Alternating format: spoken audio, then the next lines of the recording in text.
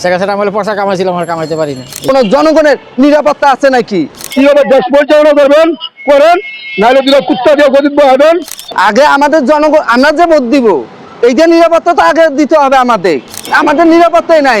আজকে ওসমান আদি দিনে দুপুরে খুন, আজকে এই যে হাইকোর্টের সামনে 26 টুকরো লাশ পাওয়া যায়, এত বড় একটা সুন্দর একটা এরিয়া প্রশাসন দিয়ে ভরা। তাই ভোটার যে ওরা যে 15 জনের নাগরিক বাংলাদেশে তা না, আগে আমাদের জনগণ, আমরা যে ভোট দিব এইটা নিরাপত্তা তো আগে দিতে হবে আমাদের।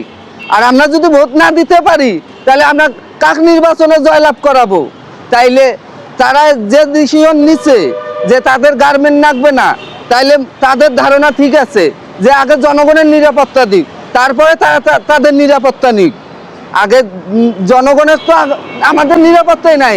আজকে ওসমান আদি দিনে দুপুরে খুন, আজকে এই যে হাইকোর্টের সামনে 26 টুকরো লাশ পাওয়া যায়, এত বড় একটা সুন্দর একটা এরিয়া প্রশাসন দিয়ে ভরা, এই জায়গার মধ্যে 26 টুকরো লাশ পাওয়া যায়। রাস্তায় দিনে দুপুরে মানুষ হত্যা হয়। এই কয়দিনে দেখেন 16 মাসে নির্বাচনের তফসিল ঘোষণা দিচ্ছে, কোনো জনগণের নিরাপত্তা আছে নাকি? তাহলে এই সরকার তো নিরাপত্তা দেওয়ার কোনো যোগ্যই নাই। এরা মনে করছে খালি এদেরকে নিরাপত্তা দিলে দেশ ঠান্ডা, কিন্তু দেশের নিরাপত্তা দিতে হবে কাদের? জনগণের। তারপরে ওদের বিবেচনা করুক।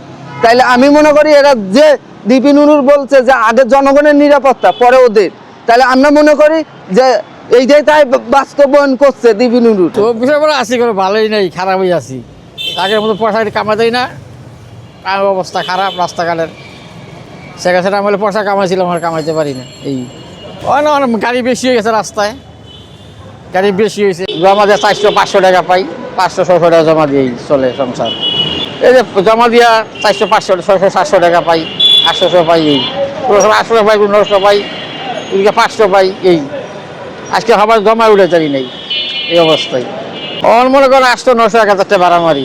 আগে তো মারছিলাম মনে হয় 15-2000-2500 ভাড়া মারছি আগে। আমার প্রতিবন্ধী কার্ড আছে, আমার কাছে দয়া নাই, সঙ্গে গাড়ি চালাইছি আমি প্রতিবন্ধী, তো আমার কার্ড আছে, সব কিছু আছে। আর কি করে চালাই খাইতে, নিজের গাড়ি চালাই খাইতে হইব, চালাই খাইতে হইব। এটি চালাই শিখছি, এটি চালাই খাওয়ানো লাগবো, এছাড়া উপায় নেই। আর এই সঙ্গে চালানো লাগবো, চালাই চালাই খাওয়া লাগবো। সরকারের পক্ষে আইব যে আইব বালা হেরে ভোট দিব, যে বালক হেরে ভোট দিব। পথ কিলোমিটার ভিতরে যাবো, যার বালা লাগবো হেরে দিলাম দিব, আমাদের চয়েছে বেড়ে আমি দিব। নেই নেই আমি কিন্তু ঢুকুম, যারা আমরা আপনার বাড়া লাগবে আপনার দিলাম, আপনার বাড়া লাগবে আপনার আমি দিলাম না। কারো না লাগলে না দিলাম, হেরে দেওয়া লাগবে। ভোটটা নষ্ট করে যাইব না, একটা ভোটের দাম আছে, ভোটটা নষ্ট করে যাইব না।